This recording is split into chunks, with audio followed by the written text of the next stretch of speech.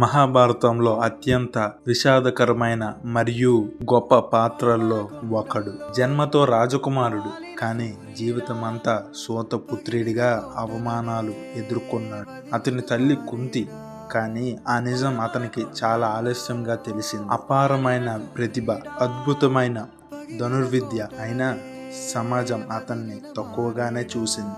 అందరూ అతన్ని అవమానించినప్పుడు ఒక వ్యక్తి మాత్రమే అతనిలోని వీరుణ్ణి చూశాడు. అతడే దుర్యోధనుడు.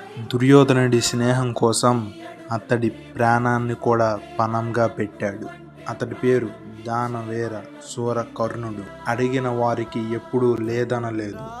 యుద్ధానికి ముందు తన కవచ కుండలాలను కూడా దానం చేశాడు. చివరికి అర్జునుడితో జరిగిన యుద్ధంలో విధి అతనికి అనుకూలంగా నిలవలేదు. అతడు ఓడిపోయాడు. కానీ అతని ఔదార్యం, స్నేహం, త్యాగం శాశ్వతంగా చరిత్రలో నిలిచిపోతాయి. విజయం అందుకోలేకపోయినా కర్ణుడు గౌరవాన్ని గెలుచుకున్న యోధుడు.